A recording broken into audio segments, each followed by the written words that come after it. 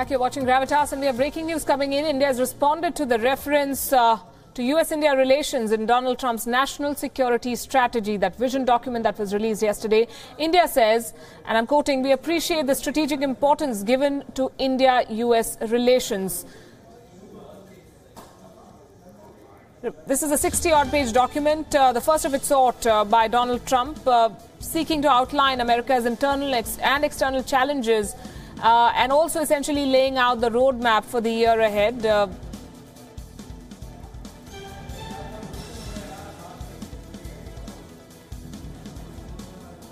India was mentioned at least 6 times in the Obama era. And now it says, the current document says we'll expand our defense and security cooperation with India, a major defense partner of the United States, support India's growing relationship throughout the region, seek to increase quadrilateral cooperation with Japan, Australia and India, and encourage India to increase its economic assistance in the region. Ramesh Ramachandran, my colleague, joining us on the phone line. Ramesh, this is pretty much on expected lines, but what do decision makers, policy makers in South Bloc feel about how this vision document of sorts presents American ties with India? Palki, this is President Donald Trump's first national security strategy document, which he unveiled in Washington yesterday. And this is a congressionally mandated exercise. Therefore, it is consistent with what he has been saying about India, about Pakistan, about Indo-Pacific, specifically talking, as you mentioned, about reviving or revisiting the quadrilateral among India, the US, Japan and Australia, and also talking about leveraging India's position as a major defense partner to boost India's defense and security requirements in the Indo-Pacific region and beyond.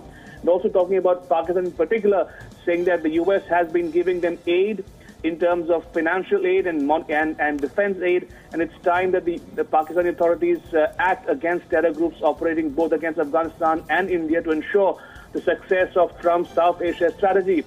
Now, that said, the Indian officials are saying that they welcome this emphasis on India's importance in the overall relationship. And if I can quote the official spokesperson as saying, and he says, and I quote, "We appreciate the strategic importance given to India-US relationship in the new NSS released by the US. As two responsible democracies, India and the US share common objectives, including combating terrorism and promoting peace and security throughout the world. A close partnership between India and the US contributes to peace, stability and prosperity in the Indo-Pacific region, as well as to the economic progress of the two countries," unquote. Ramesh, if we were to break it down, what is the message for India from this policy document? Experts suggest that America, quote-unquote, needs India in 3 broad areas: to counter the growing might of and influence of China in the region, to tackle the terrorism emanating from Pakistan, and to help it rebuild Afghanistan. Would that be a fair assessment? Indeed. As you may be aware, Palki, India, as Prime Minister Modi himself said in his address to the joint session of the US Congress, that India has overcome the hesitations of history. That is a significant statement to make from an Indian Prime Minister. And President Trump, for his part, has responded and reciprocated by calling for making India one of the biggest militaries in the Indo-Pacific region. And to that extent, one can see convergence of interests both among Indian and American policymakers on the way forward in managing the affairs of the Indo-Pacific, extending from the Gulf of Aden in the west all the way to the East Asian and East Asia Sea. So clearly there is a convergence of interest. It remains to be seen how Prime Minister Modi and President Trump take the relationship forward from here, especially in terms of collective defense and security in the Indo-Pacific.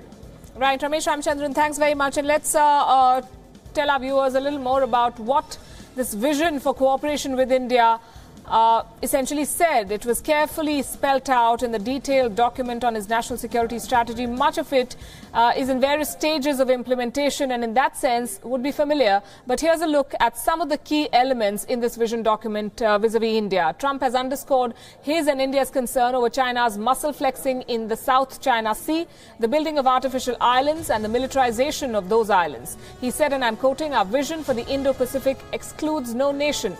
We will redouble our our commitment to established alliances and partnerships while expanding and deepening relationships with new partners that share respect for sovereignty, fair and reciprocal trade, and the rule of law. We will reinforce our commitment to the freedom of the seas and the peaceful resolution of territorial and maritime disputes in accordance with international law.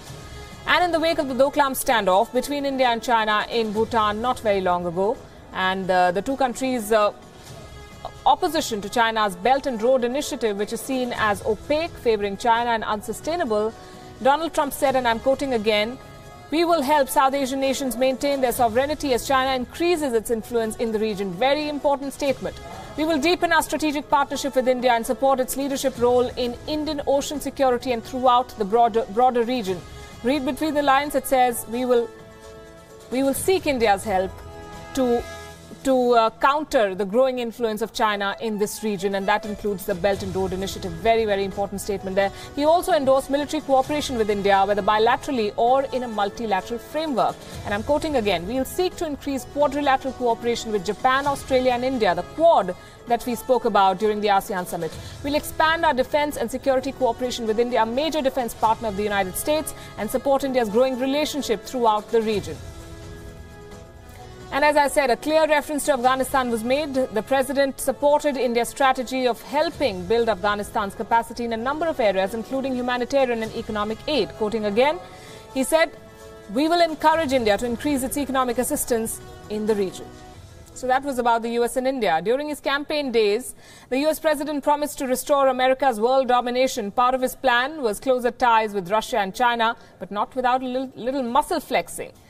So as Trump works towards his America First promise, he continues to face the heat of the election meddling probe, a national security strategy that is critical of Kremlin, that could change the rules of engagement. Why is the president now changing tacks?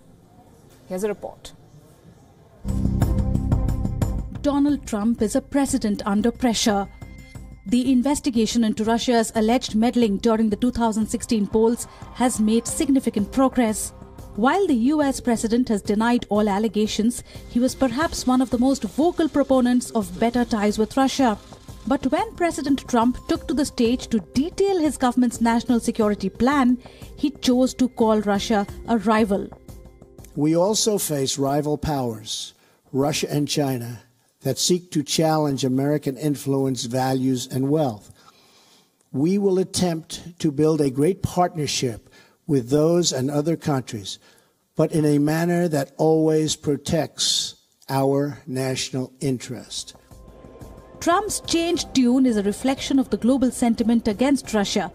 From the US election to the shock Brexit vote and the Catalan crisis, recent events have made governments around the world skeptical of Russia.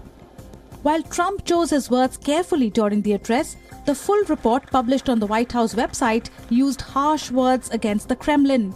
It says, "Today, actors such as Russia are using information tools in an attempt to undermine the legitimacy of democracies. Adversaries target media, political processes, financial networks, and personal data. The American public and private sectors must recognize this and work together to defend our way of life." Unquote. Previous presidents have released their national security plans with little fanfare, but for President Trump, the occasion was all about advancing his America First mission. While the US president has been watchful of what he says in public about Russia, the critical report reflects what those within the administration feel about Moscow. Bureau Report, WION.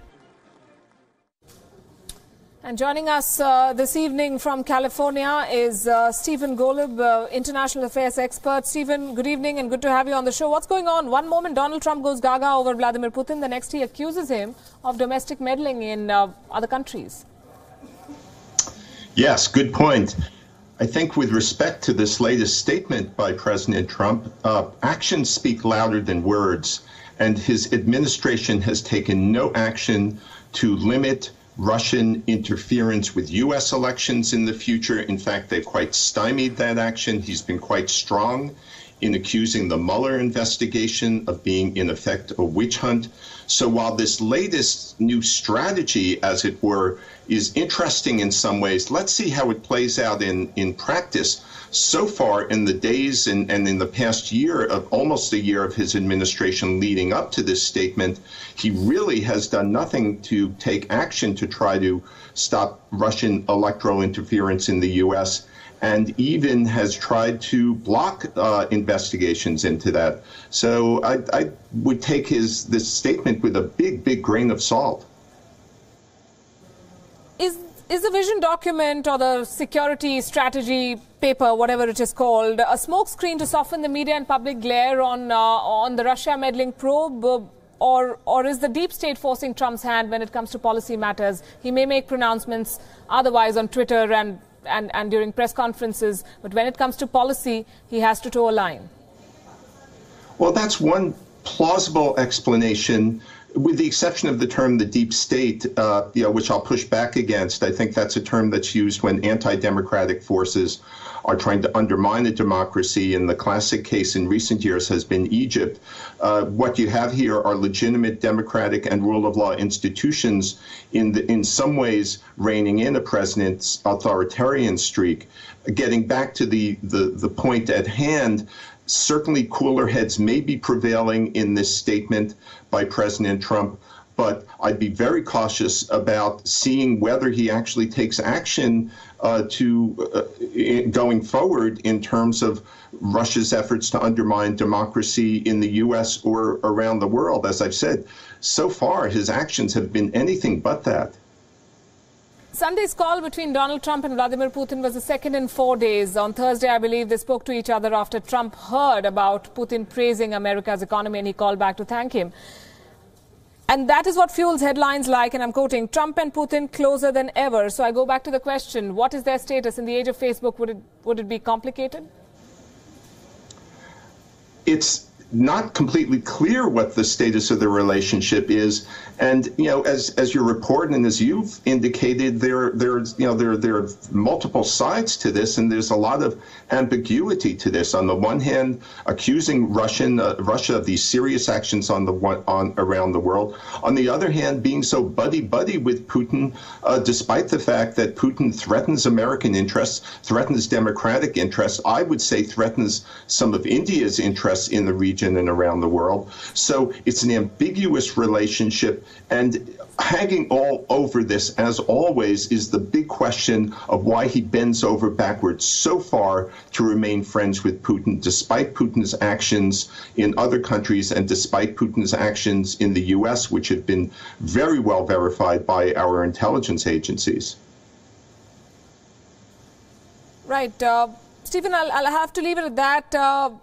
And we'll wait to hear from the White House and the U.S. President on where things stand between America and Russia. Meanwhile, despite the American president's personal touch, ties between Russia and the United States are at an all-time low. Back in August, President Trump signed into law fresh sanctions against Russia. Kremlin saw this as a full-scale trade war. The repercussions, though, went far beyond trade. The sanctions sparked off a diplomatic war. Russia asked America to cut its diplomatic staff by 755 people. A compound being used by the American diplomats there was seized. It did not stop there.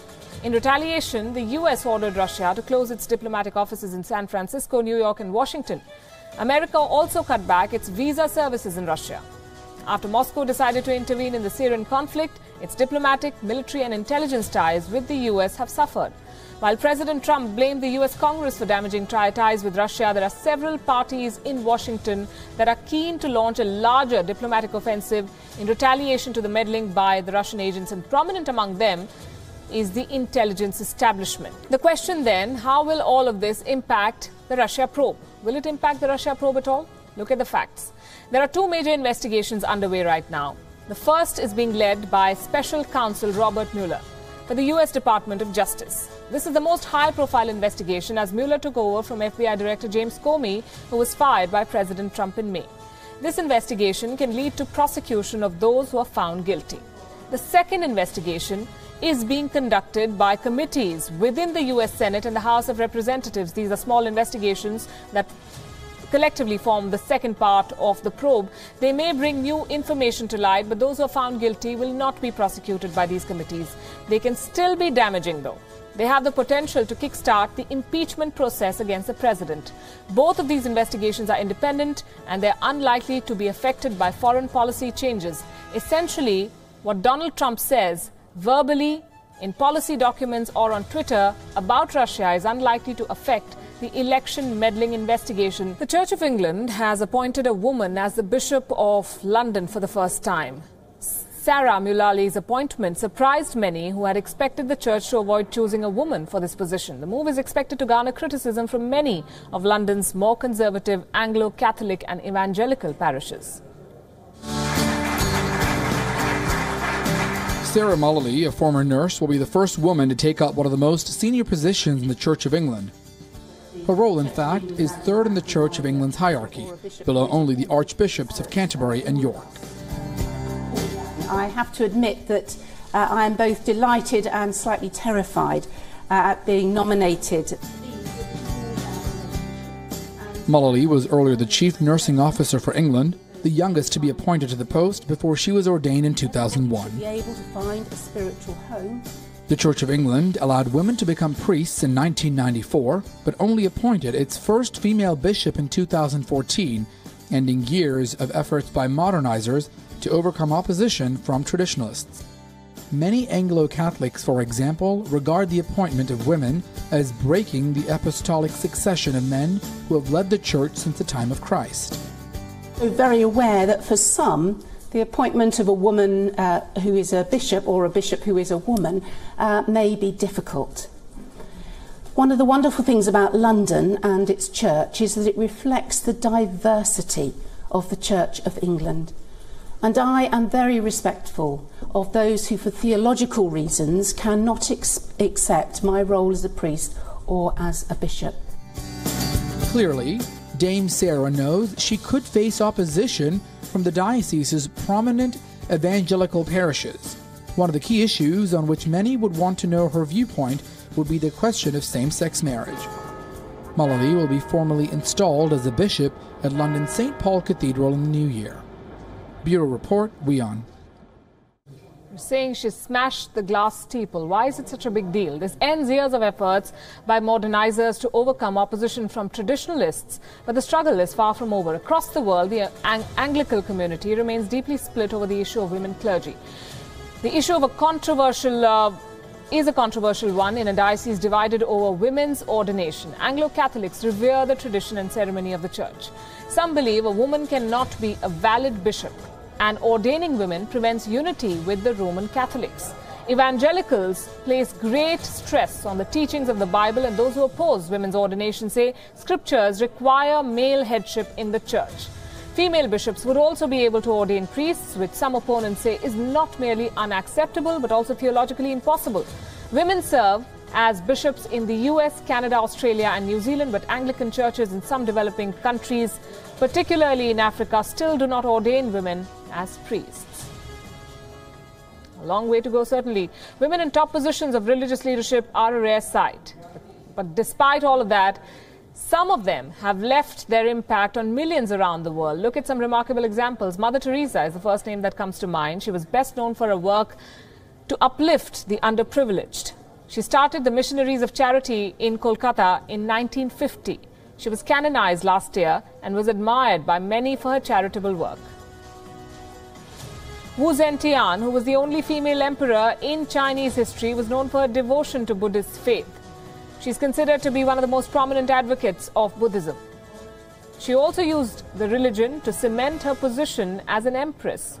During her tenure, she ordered and helped translate Buddhist scripture. Wu became an icon for religion in China, and Buddhist monks later declared that heavenly gods bestowed Wu with power. Prophet Muhammad's wife Khadija bint Khuwailid is widely regarded as the mother of Islam. Ancient texts say that she claimed her place in history by being the first person to convert to Islam and is regarded by Muslims as the mother of these believers. She is revered by followers even today.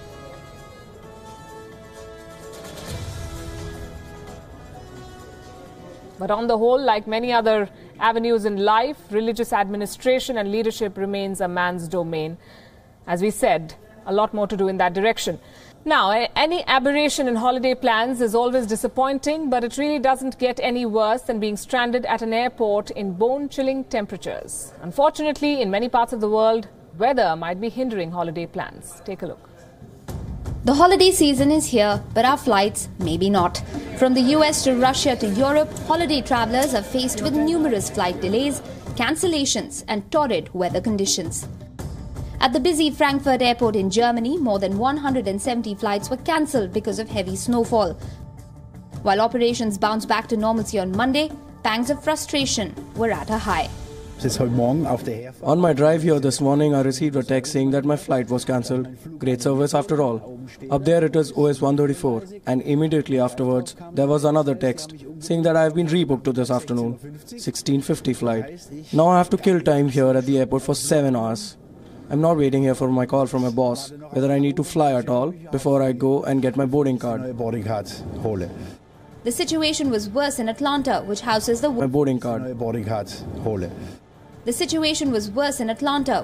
the world's busiest airport. During one of the heaviest travel weeks, a power outage had left passengers in the dark and airplanes idling on the tarmac. Delta Airlines alone cancelled more than 1,000 flights. Power was only restored a day later, causing many holiday plans to be amended. Some, however, didn't let the dud dampen their holiday spirit. I started going, what? Yes! Yeah. You know, just excited. Could be. Oh, it's up and going. Now we can power up our cell phones, and it's just wonderful. We look around and everything's happy again. Away from the power outage and snow, it's a massive fire that's been causing travel chaos. Residents in Southern California have been battling this blaze for 2 weeks now.